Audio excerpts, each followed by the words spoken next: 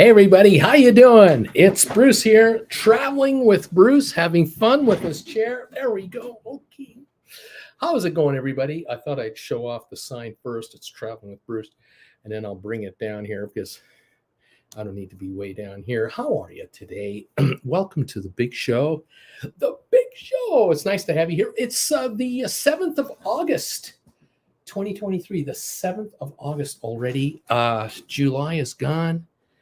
Unbelievable. Jennifer and I are getting ready. We're getting ready. I'll be here with you next week, and I'll be here with you the week after that, and then we're out of here. We're on the road. We're going to be in the UK the next week. We'll try to keep you posted on our travels and how we're doing, and videos will be starting to come out as we begin our 2-month travel through Europe. I hope you can join us and enjoy the travel adventures with Bruce and Jen for the summer and fall of 2023. Fantastic. Nice to have you here. Welcome all of you from around the world. Those of you who have been able to hit the thumbs up button already, I thank you so much. We're trying to get to 100 thumbs ups every show between you live folks and all of you out there watching on the rerun. Right now, you rerunners who are watching this show Tuesday, Wednesday, Thursday of this week, hit that thumbs up button immediately and get this show a little more momentum. It's always amazing to me. We hit 100 thumbs ups every week, and it's usually done during the rerun shows. Sometime during the week, someone sends me a message. I am number 98. I'm number 93. I'm 105. You got your 100 thumbs ups yet again. I thank you all. Nice to have you here. Gorgeous weather in Calgary.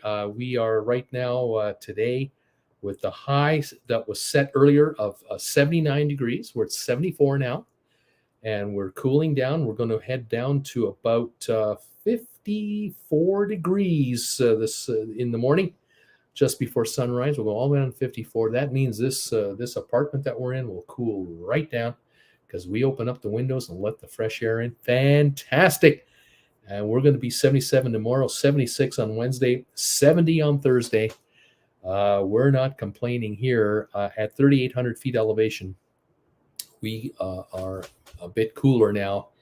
And the heat of the summer is almost over for us.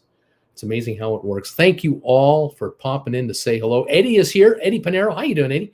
Shady Hill Homestead. Hello there. Number 4 thumbs up. Hello. Ken Correca. Hi, Bruce and Jen from Janet and Ken in Saginaw, Michigan. The temperature is 73, just like us. I bought regular gas today for $3.74 a gallon. Good evening, all. We are number 3 on that thumbs up meter. Welcome all from beautiful Saginaw, Michigan. Gasoline around here, about $3.75 to $4 US a gallon, about the same. Jeannie is in the house. Jeannie Lavinghouse.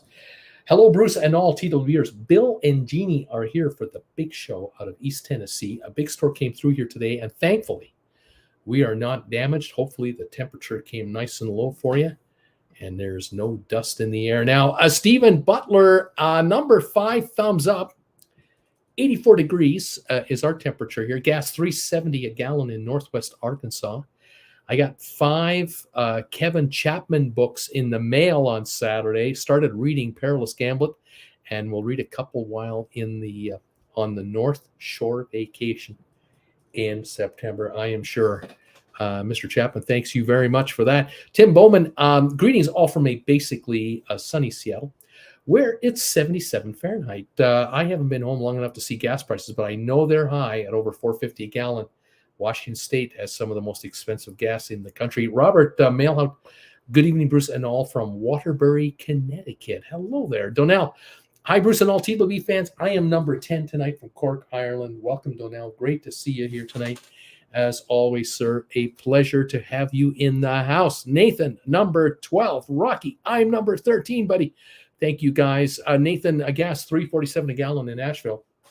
I paid $3.22 in Tennessee on Sunday at the brand new Buc-ee's, the big Buc-ee's. Right on. Nikki Singleton, greetings all from a sultry Jacksonville, Florida. Tim Bowman, number 18 is our number tonight. Ms. M, hello all. Nathan beat me to number 12, so I'm on here shortly thereafter. Jeff Gunther, I think I'm number 21. Bruce, here it is. Kevin Chapman in the house, number 19 on the thumbs up meter. Nice to have to be here with you, Bruce. We hope you love your upcoming trip. Sharon in the house too, number 24. Willie Mays, number high from Central New Jersey. Jeff Gunter, it's 103 at 7:03 in Austin, Texas. It's still 103 degrees here in Austin. Something like 32 straight days at 100 or above down here in Austin. Diane Flowers, number 23, storming here in Delaware. Tornado watch, gas 371. Ms. M, hot in the Fraser Valley here in British Columbia, but I board the Konings Dam for Alaska on Saturday, and I miss the steaming heat next week. Indeed, you will miss that. Yes, good stuff. Pete Hoskins, hey Bruce and fellow cruisers, 15 Celsius at 10:10 a.m. here in Sydney, Australia, 10 in the morning. Welcome, sir, to the show today from beautiful Sydney. Louise Lanthier, hi cutie, it's very windy in London, Ontario this evening. I love it. Hi there, Jeannie and TWB family. Robert, I've been sneaking in on Stock Markets with Bruce and giving you thumbs ups there. Thank you so much for that. I noticed. Nathaniel Rodriguez, number 24 on the thumbs up meter, Bruce. The thunderstorm here in New York City, and it's a $3.90 for a gallon of gas. Clifford Sayers says, number 30, good evening, Bruce. Welcome, Clifford. Ms. M says gas is over $2 a liter where I am. $2 a liter. That's $7.40 a gallon Canadian for a U.S. gallon. That's well over $5.50, $5.75. That's expensive, isn't it? It's up there. Unbelievable. I have a little bit of news for you today. Some cruise news, not too much. I have to admit, I am not going to be broadcasting depressing, down in the dumps cruise news. I just don't want to do that. You guys can get all that cruise news you want on all kinds of other YouTube channels about, the ship had a person jump off or whatever. I just don't want to go there. I have a couple of things for you, but I got a story for you today, and I found some deals that I'll mention to you as well. Sharon, I also gave you a thumbs up in the stock market channel each morning, even if I'm just lurking around. I appreciate that too so much, Sharon. Very kind of you. Why am I not surprised? I'm just not surprised. Thank you so much. Jennifer and I have been busy now the last week in particular. I've been consulting with her, and then I've been busy working away, nailing down hotel reservations and putting together this trip that we're coming up on. We booked our flights a long time ago, but we just picked up our rail pass day before yesterday. So we now have our rail pass for the European countries. It's a 60-day time frame, unlimited first class rail travel for 10 travel days. So we can travel any 10 days in a 60-day window, and we'll enact and activate that pass around the 5th day we're there. And we're going to take a train ride to Liverpool from London. That's our first drive. And then we're going to take a second trip from Liverpool to an airport known as Stansted Airport, northwest London. We're going to fly from Stansted to Dortmund in Germany instead of taking a train all day long from Liverpool to London, London under the Channel to Brussels, and then Brussels to Dortmund. That would have taken us approximately 14 plus hours. We are going to now travel for about 4 hours to get from Liverpool to Stansted, which is kind of quirky, but it's the way it is. And then an hour and a half flight nonstop from Stansted to Dortmund. And we'll be in Dortmund at 3:30 in the afternoon instead of 10:30 at night. A whole lot different. So that's our first segment. And then we're going to rail it from Dortmund to Hamburg, and then take the train from Hamburg to Copenhagen. Going to do Copenhagen for 5 nights, I believe it is. Then Stockholm, Sweden for 5-6 nights. Train ride there. And then we're going to fly from Stockholm to Berlin. I'm going to stay in Berlin for a week. Take the train down to Vienna. The plan is to be in Vienna for about a week. Then we're going to another location by air, which will ultimately get us a few days later to Zurich, Switzerland. We're going to be in Zurich for a few days, and then from Zurich, we're going to be in Zermatt for a week, and then to Munich, Germany. And so it's Zurich to Zermatt by rail to Munich by rail. I think 8 of the 10 days are spoken for the rail component here. And we're pretty excited about it. After we get to Munich, we 3 days there, we fly to JFK. We come to the New Jersey area. We're going to be in Secaucus, New Jersey. We're going to be in a hotel there, and we're going to arrange a meet and greet for this channel. And it's either one of two things, depending on how many of you are going to indicate that you're coming. I'm not yet asking how many will be, but soon I will. If there are less than 10 of you coming, we're going to get together at the Outback Steakhouse, and we'll just have a bite to eat there. If there's more than 10 of you interested, and I don't know if there is, there could be 50 of you for all I know, we will then do a room. We'll do a meeting room at the hotel next door, and we'll have snacks and beverages available there. And we'll do a hangout for ourselves in a situation in a room like that. It looks like Friday, October the 20th is going to be the date for the get-together. It should be, if I've got it correct, let me double check, triple check. I just want to get this right. Yeah, Friday, October the 20th in Secaucus, New Jersey for our TWB meet and greet. The 21st is a meet and greet for the other channel, and that will definitely be in a meeting room at said hotel, which I will nail down shortly. But once I know how many of you could make it out to the meet and greet, want to come out for the Friday, then we'll see if we can do it either at the restaurant for a dinner, or whether we'll do it at the hotel. If we do it at the hotel, it'll be more of an afternoon thing. It'll be kind of like noon, 1 o'clock until 5 or 6 or something like that. Very, very flexible. We'll see how that goes. There might be a few of you who are going to hang around even longer and will then go to the Outback. The rest of you will take off. I don't know. It's at this point in flux. I don't have anything more than that. But I do know that we are staying in New Jersey for our hotel. That's been reserved. We're done. And now we have to figure out the meeting logistics, which is ongoing. And so that's the story, and I'm sticking to it. We're coming home on the 24th, 25th of October. We fly back, and we'll be back in Calgary at the end of the last week of October. And that's the general idea of our big trip coming up. Fantastic, everybody. October 20 works for us. We're going out town the 21st anyway. Count on 2 of us for sure, says Sharon. Fantastic. Louise, the beautiful Scotty Mac is cruising Canada. Thanks to Jenny. You know your competition. Right on, Big Mac. He's out there. Sharon, just for FYI, Secaucus is not a garden spot. It's not a garden. We've been to this hotel many a time. This used to be the Embassy Suites hotel that we're staying at. It's called Harmony Suites.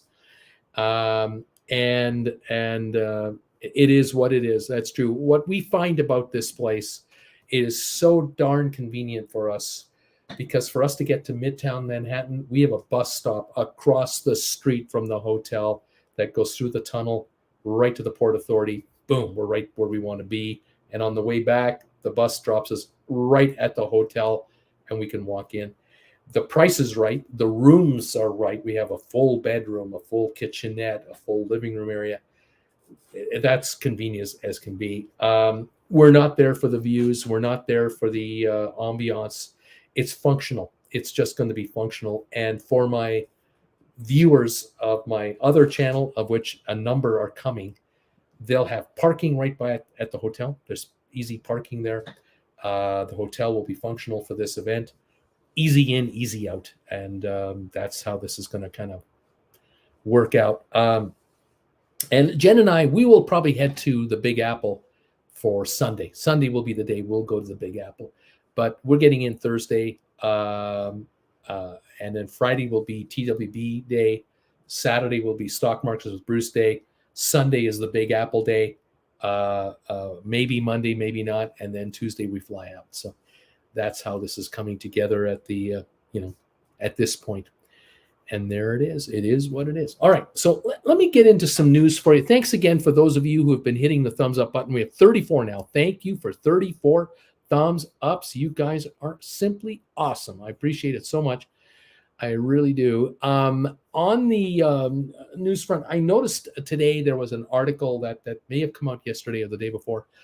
It was an article about Norwegian Cruise Lines, and the article was talking about how since 2019, which is the year before COVID, that Norwegian's on-board spending is up 30%.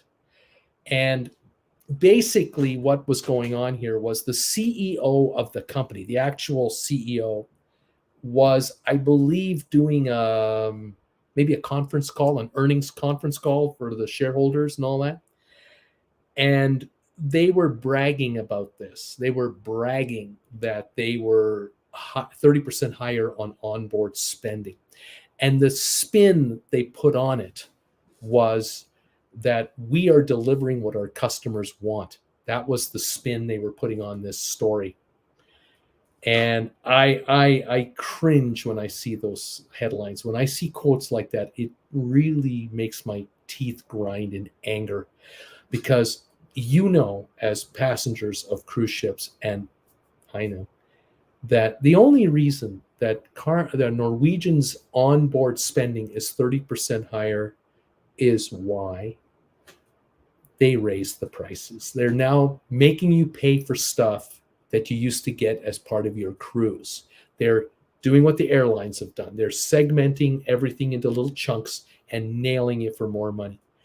Rather than charge me $7.99 instead of $4.99 for the cruise, you're going to nail all these little add-ons. So their gratuity fees are now upwards of 18 to 20%, depending on which ship you're talking about and where on the ship you are. The daily gratuity fee, that's gone up from 14 a day to 16 to 18 to 20 to 22. Other charges have gone up, like specialty restaurant charges, internet usage, spa passes, everything. I mean, absolutely everything has been lifted unashamedly. And this guy has the guts, the gall, to say, oh, we're giving the customer what they want. They're reacting positively to all the offerings that they can get on our cruise ship, like a bottle of water for $6 or whatever the hell it is. Yeah, right. Didn't fool me on that one, and I'm calling him out on it.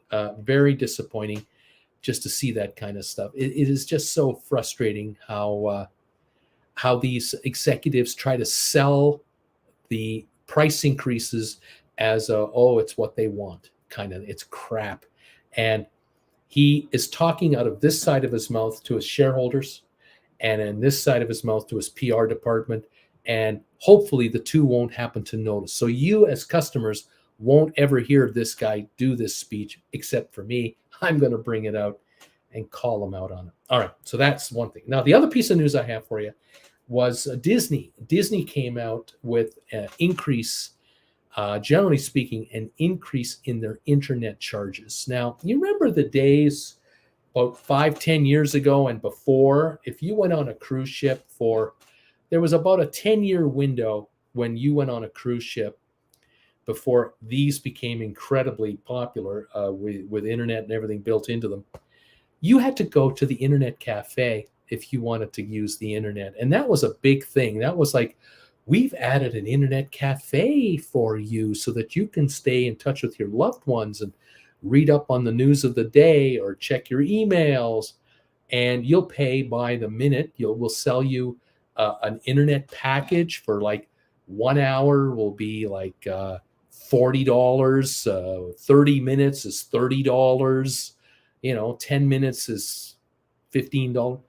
Remember those days? Now they have the flat rate deal. They just have a daily rate because you bring your own device now. You don't use their internet cafe anymore. I don't even know if ships have those anymore.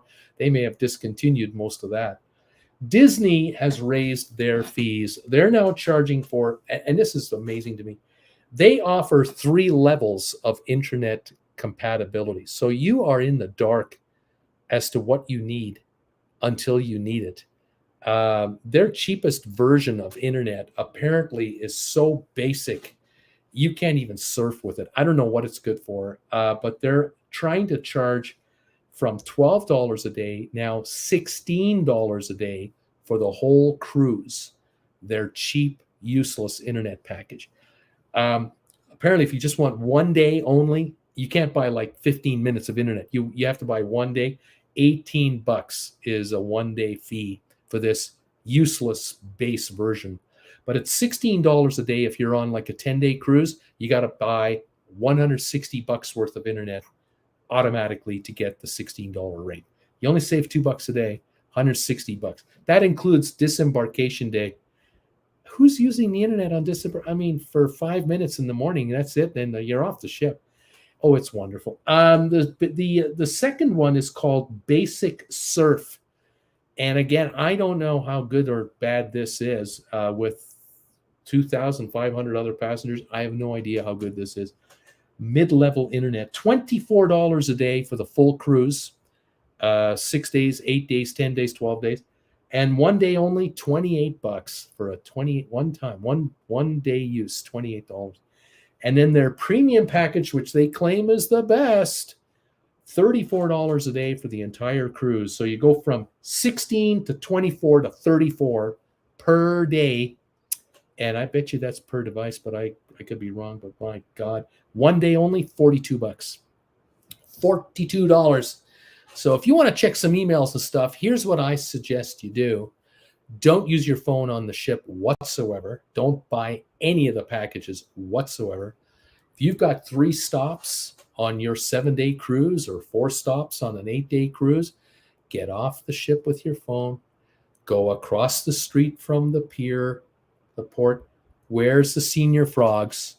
Where's one of those local bars? They'll give you buy a beer for $3-4, you get internet code automatically, and you can use it all you want. And there you go. Don't fall for this package. That is ridiculous. Absolutely ridiculous. But that's welcome to 2023 and cruise lines hungry for money. They're dying for capital. You can imagine at Disney headquarters in the cruise department, the folks that run the internet division for the cruise ships, I mean, they're crunching the numbers and they're trying to figure out each ship that we equip with all the wireless infrastructure and everything else. Maybe it's $500,000 a ship to connect it all up and then have these links. We got to get this money back, and we're going to get it out of their hides. If we can get 1,000 passengers to pay us $24 a day for every day of the cruise, that's $24,000 a day per ship. There are 4 now? 100,000 a day, 7-day cruise, bingo, $700,000. There's your money back to install everything, and now it's gravy. It is gravy. The amount of money they're making on this is God-fearingly incredible. It is huge, and Disney needs all the money they can get, from what I'm told. Okay. One more thing before I go to the story I can't wait to tell you about. I was looking up today for deals. I was trying to find like last-minute cruise deals, what might be out there for you. And I went to vacationstogo.com, which I recommend you can do anytime you like. And I was looking up balcony cruises for like the next 90 days or so, 90 days or less. And I found Alaska Cruises for balcony rooms on the Majestic Princess, Discovery Princess, Norwegian Sun, Norwegian Jewel. You can get balconies from $686 for 7 nights, $687, $809 on the Majestic Princess. This is Seattle back to Vancouver, or Vancouver to Vancouver, or Anchorage to Vancouver. The 9-day cruise on the Norwegian Sun is $850, Seattle to Seattle round trip to Seattle to Alaska and back. $854 on the Majestic Princess, a couple cruises there. Those are Vancouver to Anchorage. You can go Anchorage, Vancouver, and Majestic Princess, $899. So you can go up for $850, come back for $899. Balcony deals there, lots of deals. After that, they're kind of scarce because, of course, in the next 90 days, in the next 30 days or so, 60 days, we're done with Alaska for another year. Other than that, other deals out there, you can take a Caribbean cruise for 7 days on the MSC Seaside, Port Canaveral to Port Canaveral, $419, $459, $469, $489, October and September departure dates for Seaside balcony rates, 7-night balconies. So that's a pretty good deal, 60, $70 a night. If you want to go to other places like Eastern Canada, New England, you can go Quebec City to New York, Manhattan on the Norwegian Joy for $492. Quebec City to New York, 7 nights, September 13th, $492 for a balcony. Quebec on the Joy, again on October 4th, $594. September 25th, New York to Quebec City the other way, $662. So there's some real deals there. A 10-day cruise, New York City, Quebec City to Bayonne, New Jersey. That's New York, just outside New York. A 10-day cruise from Quebec to Bayonne, Jewel of the Seas, Royal Caribbean, $890 for a balcony. Not too shabby. It's still good prices there. On the Hawaii front, I noted that there was a cruise or two. There are cruises from Papatee, Tahiti to Honolulu, and Honolulu to Papatee. Norwegian Spirit is offering a number of cruises between September and October. We're looking at around 1,300, 1,400 for balconies for these 11, 12-day cruises. That wouldn't be that bad of a cruise to consider. Mediterranean, we're going to run out of deals there very quickly because, of course, the season is ending in the next month and a half. So we're coming into the last of some of these deals. But there are some early indications of repositioning cruises starting to show up. Like there's one here that is, they call it Southampton to New York, which I find interesting. It's on the Norwegian Getaway on the 22nd of October. For $551, you get an inside room. For $674, you can get a balcony on a 13-night cruise. And you're going from Southampton to Le Havre, which is the port closest to Paris. You have a sea day. Then you are in La Corona, Spain, Vigo, Spain, Lisbon, Portugal. Well, sea day after that. And then Ponta Delgada, Portugal on Sunday, October 29th. And then five or six sea days, 1, 2, 3, 5 sea days. And you're in New York, November the 4th, Saturday, November the 4th. So from Southampton to New York via Spain and Portugal, not a bad cruise to consider for only $764 a person for a balcony cruise. Right on. From there, I saw some deals in, I believe, the Panama Canal region. Yeah, a 15-day Panama Canal cruise on the Ruby Princess from San Francisco to Fort Lauderdale, $1,619 for 15 nights. 20-day cruise, Seattle to Port Canaveral on the Norwegian Sun, 20 nights, October 30, $1,640. Interesting. I saw one here also, a 21-day cruise, Seattle to Miami, 21 days, 3 weeks, $1,891. Not too bad. Balcony. These are balcony prices.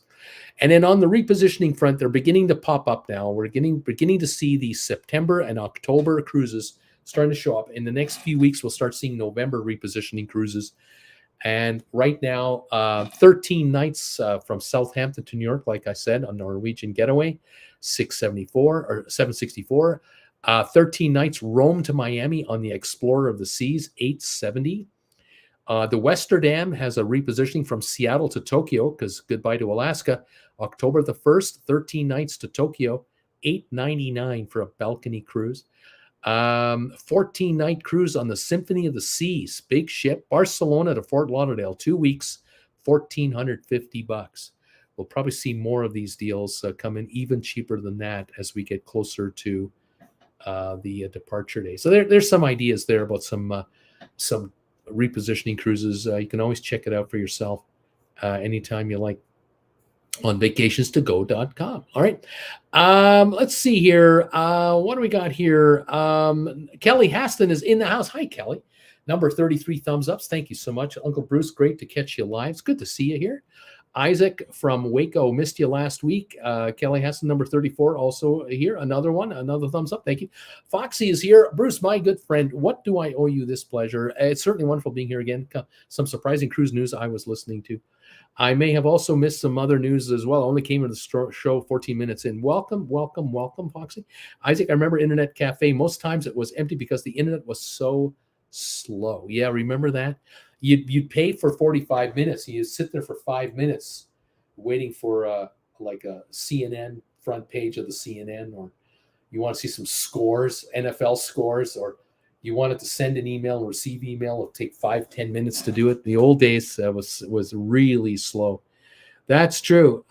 Paper City Gamer Jeff, I was looking at the 10-day Joy Cruise. That's a great price for 10 days. There you go. You found it. You know what I'm saying. Absolutely. All right. Now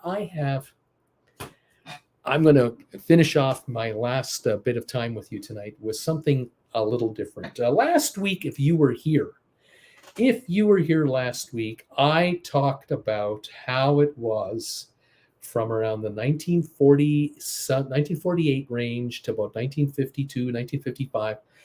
I was saying to you folks, can you imagine being your grandparents of that era?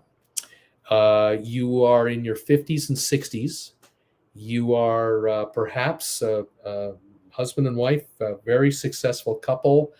The gentleman is a lawyer for a prestigious law firm, or the husband is a vice president or president of a big corporation. You're based in Chicago or St. Louis, and you're on the way to New York to do some business, and then you're going to take a transatlantic ocean liner to Europe for some business in Europe and some vacation time.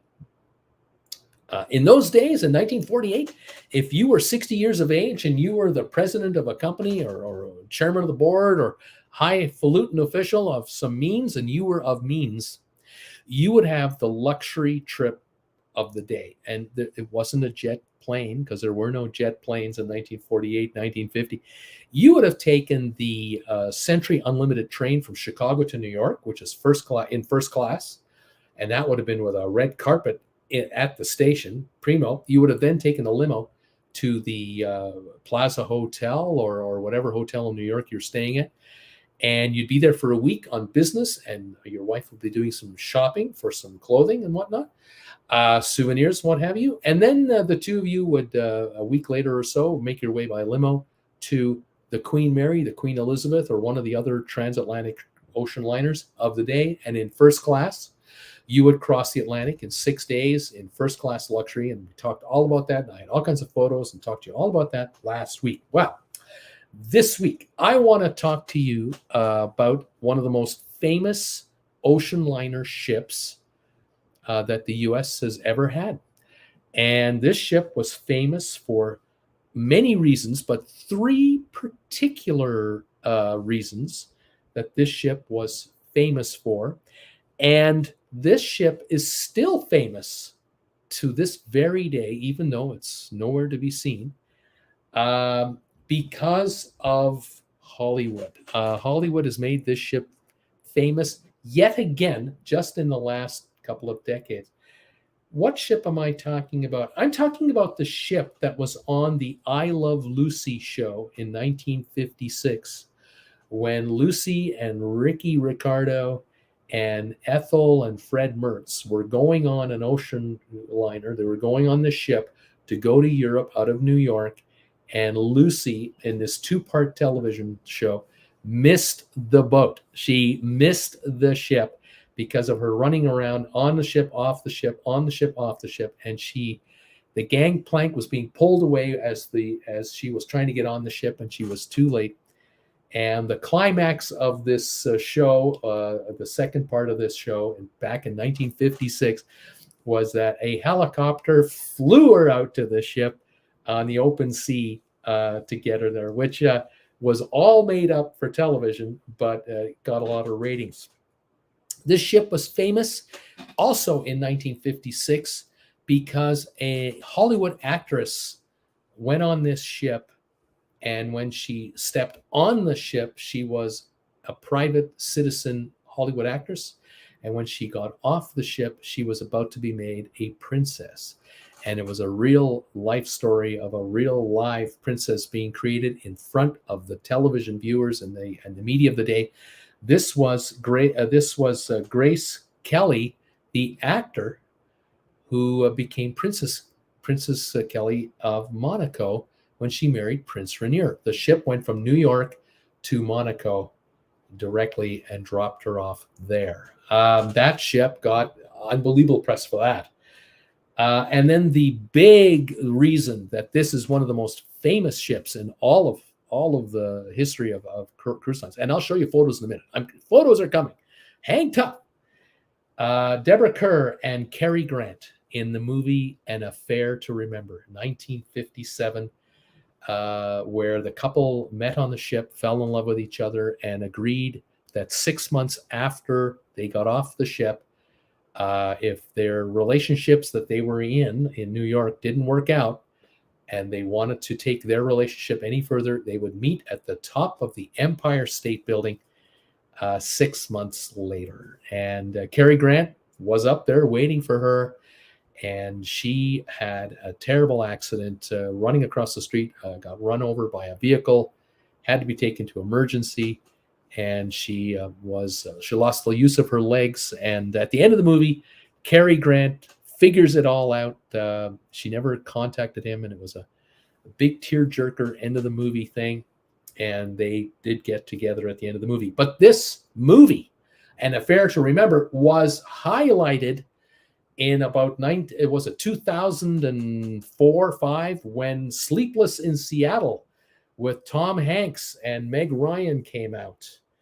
And that movie was highlighted in that movie. And of course, at the end of that movie, Tom Hanks finds his son at the top of the Empire State Building because the boy had sent a letter to this gal who ended up going to the top of the Empire State Building, the Meg Ryan character, and that is where the movie ends happily ever after between these two couples. That movie, by the way, Sleepless in Seattle, caused 2 million copies of the DVD version of An Affair to Remember to be sold within 6 months of that movie release. So Sleepless in Seattle created 2 million sales of An Affair to Remember from DVD, the 50th anniversary. I mean, just unbelievable. Okay. The ship is the SS Constitution. Donna is on it. She wouldn't keep it quiet. She couldn't wait to tell us. It's all right. Larry Blake says 315 days before my 14-day cruise to Greenland. Right on. Foxy, I can remember when I was last here, we debated which actor has the right suitability to play you in a film. Do you think Danny Trejo, the actor, could play in a movie, sir? If it's a bad question. Donna says it's the Constitution. David, hi, Bruce and all. Number 44. Thanks so much for all your cruise info. Love the t-shirt. Gas, $3.29 a gallon. Conroe, Texas. Sharon, 46 thumbs ups already. 54 to go to get 100. Paper City Gamer Jeff. This is a fun segment. Gonzo, I think it was the SS Constitution. Gonzo Cruiser. Too late. Yes, it is. Let me show you some photos. This is so cool. I had fun today doing this. Let me show you a few images so you can get a handle on what's going on here. The ship itself, here's an illustration of the ship from back in the day. This is basically a postcard of what the ship looked like. There was a twin sister ship called the Independence that was also built. It was built for American Export Cruise Lines. This is an American flagged ship. If you can see at the very back of the ship, barely, there's a U.S. flag back there. You can barely make it out. U.S. crew, U.S. staff, U.S. everything. In the height of the ship's popularity, it was not uncommon for people who were either just going to see the ship or being on it to get their photo taken nearby the ship. This is a real life photo. I don't know who these people are. Here's another photo of the ship. I believe this has to be New York. Look at those cars. That cannot be Europe in any way, shape, or form. But you know what I'm amazed at with this photo? It's not the ship and it's not the cars. What I'm amazed at is how technologically advanced forklifts were in 1952. Look at those forklifts. They're exactly the same looking to this very day. They haven't changed a forklift truck lifter in 50, 60, 70 years. It's unbelievable. Anyway, there's the ship in port. I believe that is New York. A couple of other shots I have here of the ship in its heyday. Here is a shot of the back of the ship where the swimming pool was. They were bragging about how the ship had a soda fountain bar back there. Look at the bottom of the photo here. You see the couple on the bottom left, and then in the middle and the bottom there, you see the two chefs. Well, you got a chef with the hat on, and then you got a guy in a white uniform who's with the ship, and all the plates on the far right, and all the dishes are laid out. And come on over and have some food. How about that? I wanted to show you something else. Let me just get out of here for a minute. And I want to show you this one. I showed you this last week. I want to show it to you again. This is the ship that I came across the Atlantic on with my mother and father and sister in 1962. This ship is known as is called the Homeric, Homeric. You can see the Homeric right there's the logo. This is the ship's photo. And you could have bought this photo, and then we framed it, of course, many years later. But this photo was available. Now you look at the back of the ship. I want you to see the back here. You see this? You see this right here? See how flat it is on the back, and then these windows or this sort of walking area. Okay. Now I want you to see something else. Okay, remember that here. Take a look. The ship in the middle is the Homeric. That is the Homeric. And this is a color photo, by the way. The Homeric had the yellow-colored stacks there, and on the left and the right is the Constellation, the Constitution, and the Independence. The two ships we're talking about. I can't tell you which one's which, by the way. I can't read it from here, but they were all in New York that particular day. At the same time. And I thought, well, that's kind of cool. Here's another shot of the Constitution from New York. You see at the back of the ship, there's the American flag, and it says Constitution, and there New York underneath it. This is a U.S. flagged registered ship, ocean liner. And this is in Israel. This is in Haifa, Israel, I believe is how you pronounce it, near Tel Aviv. And tourist buses are ready to take people on a bit of a tour, and the ship had come in for a stop. Here's another few shots of the ship in its latter years. After it did its transatlantic type work for its first 8 years or so, it then became converted into more of a cruise kind of ship near Hawaii and other places. Here's another shot of the ship right here, the Constitution, from the back end. This is what the ship looked like in her latter years. The ship was built in 1950-51. It sailed from 51 to 1997. It was 23,000 tons, 682 feet long, 89 feet wide. So here's another shot of a closer shot of the ship there. It had 1,000 passengers during these days here when it was an ocean liner doing its ocean work. The movie, An Affair to Remember, starred Cary Grant and Deborah Kerr, and it took place, a good chunk of the movie took place on board this ship. When Grace Kelly was on the ship, here's a shot of her with the captain. These are publicity shots that were made, I believe, in New York. So they had her with the captain and holding the sextant and so on. And then they had her here doing a little courtesy wave with the press. Look at the press. These guys are using flash photography bulbs, and you can imagine they were all over the floor of the ship. They had to cool off before he could pick them up. It was just an absolute circus, media circus, this gal going across to marry a prince, of course. Here are some shots from the I Love Lucy show. Ricky and Lucy on the one part of the ship. I think, however, I don't know if they were really on the ship at all, if this is all done in Hollywood. But they were talking about the ship, the Constitution, for this cruise. And here's the shot where Lucy is helicoptered in to the ship. And again, this is Hollywood at its finest, television. But it was a pretty heavily watched show, to say the least. There were some publicity shots done of Cary Grant and Deborah Kerr on board the ship to sort of promote the movie and everything else. So here's a couple of shots here. On the top left, you see them sitting by the pool area there. And there's a shot on the upper right, which I don't believe is of the movie. I think it's just a shot to show that everyday people can sit there. And then on the bottom left is a shot that if you've watched the movie, this scene is iconic. That staircase and the two of them there. I'm not spoiling it for you, but if you've ever watched this movie, or if you ever do watch this movie, there's a scene where this staircase and the two of them, it's iconic. On the far bottom right, I think that's just the two of them somewhere on the ship talking to each other, I suppose. Can't say for sure.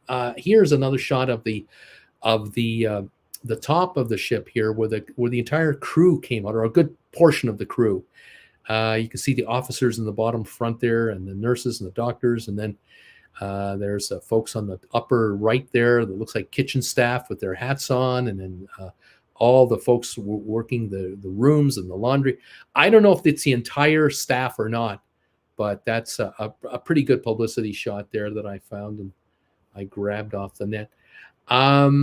Just wanted to show you some other photos. I have some more photos for you. Just 1 minute here. I'm going to go through them a little further. Okay, let me go here. Bear with me. I have some other shots that I want you to see. Here's another shot of Cary Grant and Deborah Kerr. A Voyage to Remember, scene from 20th Century Fox production of Leo McCarey's An Affair to Remember, co-starring Cary Grant and Deborah Kerr, which takes place on board the SS Constitution, a Jerry Wald production in Cinescope, color by Deluxe. There you go. And this was actually a promotion, an advertisement by American Export Lines. You see in the very bottom, that's their logo there. They're promoting the ship as a great getaway.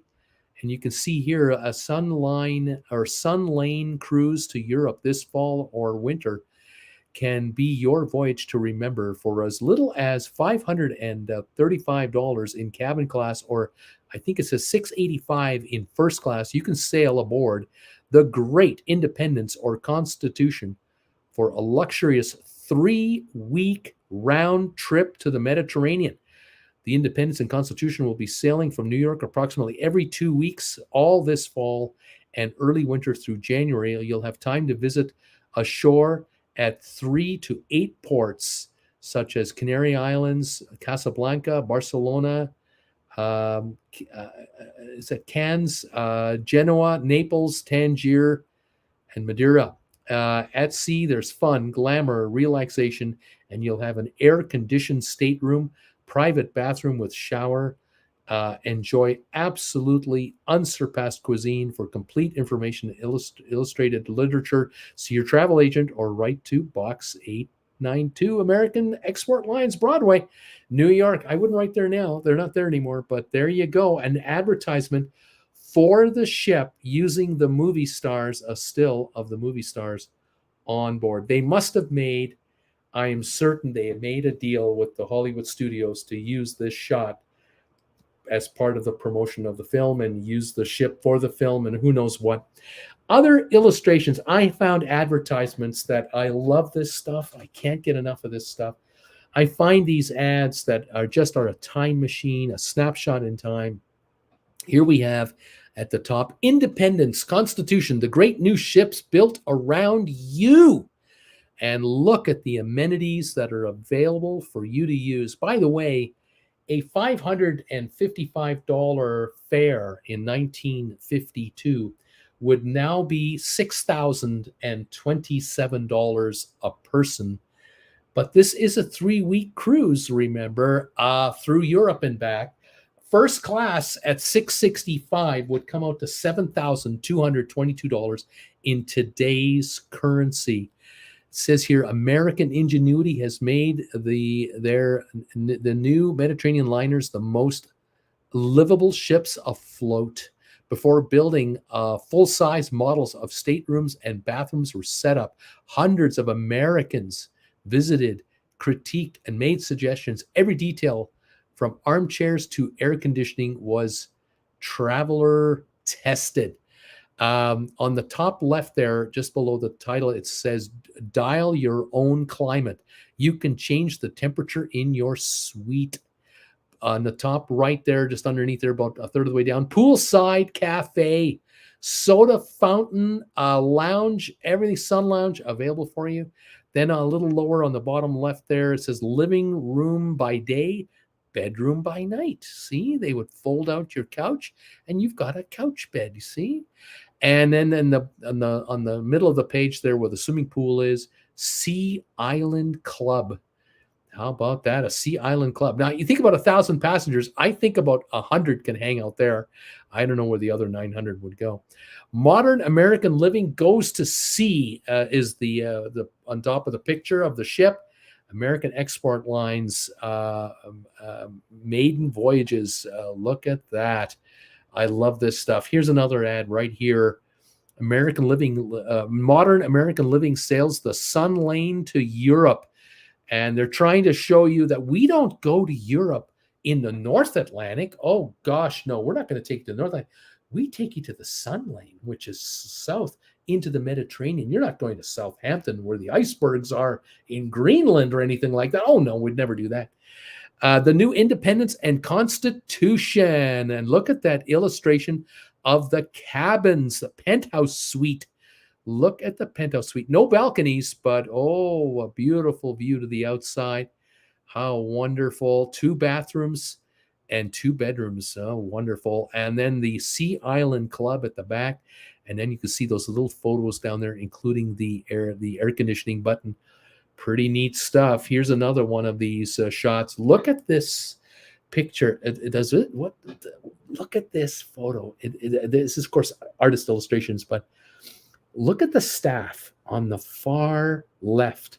You have these middle-aged men wearing chef's hats to let you know this is an American staffed cruise ship, ocean liner, with the best of the best. We're talking top chefs.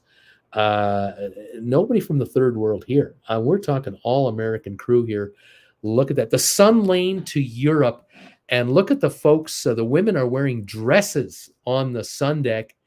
The guys are wearing, polo shirts and short sleeve shirts. And these folks are in their, 30s, 40s, and 50s, I would say. The staff's in their 30s, 40s, 50s.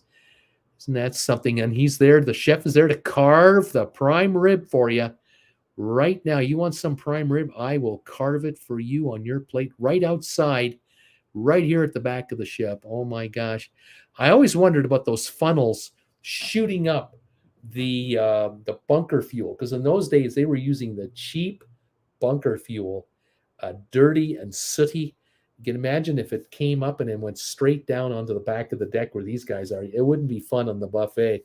Not fun at all. But they didn't talk about that. Let's not go there. All right, here's another shot. Ship full of ideas. And I looked at that model with that dress and I was really puzzled. Then I realized, oh, it's an American flag. It's a red, white, and blue dress. All American, you see. Anyway, there you go. Now, they have ideas, ideas, and ideas. And the first idea that they're showing off is right over here. This first one, this round thing you're looking at, that is your portal. That is your window, and they're polarized. They have turn a knob and the polarized film comes up in front of your porthole inside your cabin, so you don't get the glare from the sea. How about nice? How about nice is that? Then best in bottle bar. I don't know quite what this means, but they are the best in bottle. And then the poolside cafe. They've got the poolside cafe. where you can enjoy a coffee or a drink or a cocktail or a snack, soda fountain for the kids. Enjoy. How nice is that? Here's another shot. Here's an ad for the kind of passengers they were after back in 1950, 52, 53, 54. They were after these people. These were the it people that they were after. Folks having fun playing the piano. Maybe that's a staff member. Maybe it's not a staff member. On the bottom right here, right where I am, just right. Let's go the other way. Right over. Am I doing this right? I can't do it right. Yeah, right here. This couple here. I think this guy's trying to get her hammered. He's getting her to drink his drinks. Here, honey, try my martini. I spiked it, and then let's go to the cabin. Here's in the middle of the picture is a sort of a middle-aged woman having a wonderful time, and then the couple above her there, and everyone in the bar. Notice the porter, the gentleman holding the drinks with the tray there, with his necktie there, the bow tie, the white jacket. Look how American he looks. And the other guy at the top end of the photo, right up here, I'll get this. Yeah, up here, that guy at the very top. See that crew member there? He's as American is. They are as all American as you can get. This is all American. Let yourself go on the Independence and Constitution. And they were really hyping the fact that they were an American-based cruise line. And why not? That was the time. Here's one more. Modern American Living sails the Sun Lane to Europe. And in the new Independence and Constitution, the most modern cruise ships in the world. And there's the same, I think it's the same ad I've had before. Sorry. You can see that ad with all the gizmos that are available. I just love it. I think this is absolutely wonderful. Here you are in 1957 on board this ship with Cary Grant and Deborah Kerr. Talk about finding love on board a ship. How about that? I'm going to say the photos, they don't lie. It was a beautiful lined liner. Notice, though, where the bridge is on this ship at the front there. The nose of the ship, like the absolute hull, streamlined and everything. But look at how flat the bridge is. It's like a brick wall going through the air, isn't it? Not aerodynamic at all. I mean, from here, the ship looks so sleek at the bottom, at the front there, at the hull, but there's that wall of glass and steel that you have to push this thing through. But that's the way it was back in the day. Again, a rear shot of the ship here in its prime, doing what it did. And there we are in New York, getting ready to unload and load up passengers. And then these are the last years of the ship's life. Unfortunately, the ship, it ran its course until 97. Let's be fair. The ship was a loyal producer of capital. I don't know if you made money every year running this ship, but it made money for a lot of years, for 40 plus years, 45, 46 years. This ship worked from 51 until 97. It moved passengers. It finished its life as a Hawaiian cruiser kind of ship. But unfortunately, when the ship was ultimately sold and it was going to be scrapped, it was to be towed to wherever it was going. And I don't know if it's going to Hong Kong to be dismantled or to India. I don't know. But off the islands of Hawaii, somewhere off the island, the ship sank. Now, I always wonder if this ship sank for insurance purposes, whether it conveniently caught on fire and sank in the middle of the Pacific, and there was no way to save this ship from itself, and it just went down, and there was never going to be another nickel to be spent on it to scrap it or anything like that. I don't know. The Independence of the Seas did get scrapped. There are photos on the internet where you can see it lying on its side, all busted up. I didn't want to show that photo. I just don't want to show. I want to show this ship in its glory. That's all I want to do, is give you the glory. This was a glorious ship, incredibly famous domestically in the United States because of I Love Lucy, and then incredibly famous because of Grace Kelly and taking her trip to Monaco, and the princess to the woman who became a princess, coming off the ship as a princess. I wanted to show the ship in all of its glory for that. And then, of course, the Hollywood movie of all time for the ship, An Affair to Remember. This movie is incredibly popular, made this ship world famous. And of course, you can thank Sleepless in Seattle for making this ship even famous again in the 2000s, because Sleepless in Seattle had clips of this movie. And it was just delightful. And how the movie ended for Sleepless in Seattle on the top of the Empire State Building, put a bow on it all.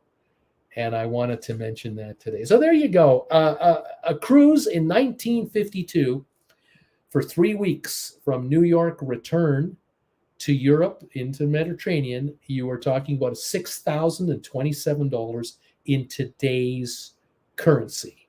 Now, there would have been extra charges on board the ship. Alcohol would have been extra. Perhaps fancy coffees, perhaps not. Cigarettes would have been extra. I don't know about what other services they had. I'm sure they had hair services. They would have had for the women to get their nails done. Certainly, that would have been available. Massage for the men, perhaps. Spa services, I'm sure. All available for extra money. They would have had their dance club. The first class passengers would have had additional amenities, of course, nicer suites. But all the passengers seemed to be able to roam the ship and enjoy it.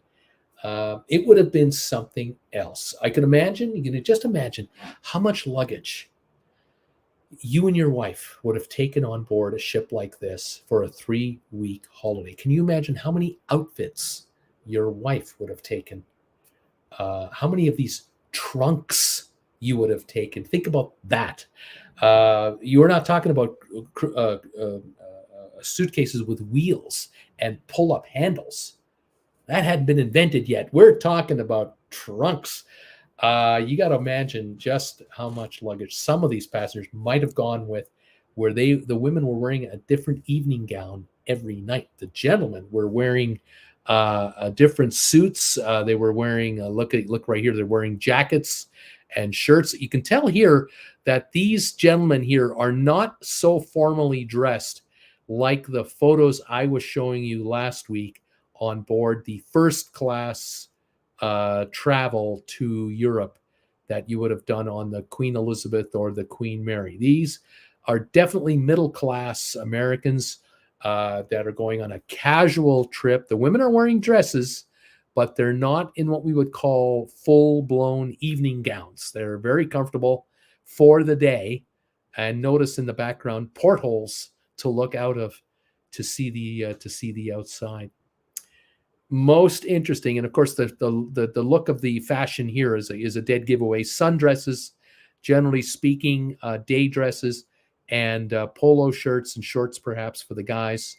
No jackets required here at the back for this part of the cruise. Oh, so much fun. So much fun. I hope you enjoyed it tonight. I got a kick out of this story about the SS Constitution.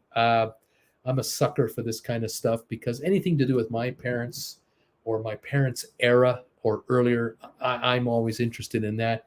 Knowing that my parents and I and my sister, we were on this ship here in 1962. We were on this ship, the Homeric from Home Lines. Very much like the SS Constitution, similar design, similar features, similar everything. And I can truly say I was on board a ship like this SS Constitution ship in my own right, and always have had pleasant memories about the experience. Thank you, all of you, today for joining me again this week. It's always a pleasure to see you and talk to you. Read your comments. Hope you enjoy this little vignette of yesteryear. Thank you, Benway, very much for your comment. Thank you for your work. That does look like an old-time New York license plate, says Sharon. Foxy, 59 viewers watching now. Only 41 more to go before we have 100. And Haifa, it's Haifa. Thank you, Sharon, for that. Paper City Gamer, so small. The ship is so small, and yet it was state-of-the-art, big ships. Let's see, Sharon, unrelated question. Have you ever seen the movie Triangle of Sadness? It's not complimentary of cruising, to say the least. I was amused that it was an on-demand choice on our Oasis cruise in May. I've not seen this. Cans is pronounced con as an ex-con. Paper City Gamer, that's $6,000 today. That's right. What's the Sun Lane? Bermuda and Azores. Yeah. Tim Bowman, if you're ever in Rotterdam, you can stay at the Hall American HAL Rotterdam of the same vintage as now a hotel and a museum ship. Foxy, well, I will sadly need to go now, but it was a real sense of enchantment being here. Goodbye, Bruce, and good friend. Good night, everybody. Many best wishes. Thank you, Foxy, for being here. Donna Mac, thank you for being number 58. We're only 42 away from 100 thumbs up. So you guys are absolutely awesome. Susan R., I'm watching in the dark. Big storm knocked out electricity in Metro DC. It had been 89 degrees. Sharon, laundry calls. Have a great week. Thank you, Sharon, for being here as always. We have 59 thumbs ups from all of you out there. Thank you so much. If you're watching on the rerun, please find 41 of you on the rerunners to get us to 100. It always happens every week. I thank you ever so much for that, for this channel. Stephen Butler, thanks as always, Bruce. I enjoyed the episode very much. Thank you all. Have a great week this week. We'll see you here next week.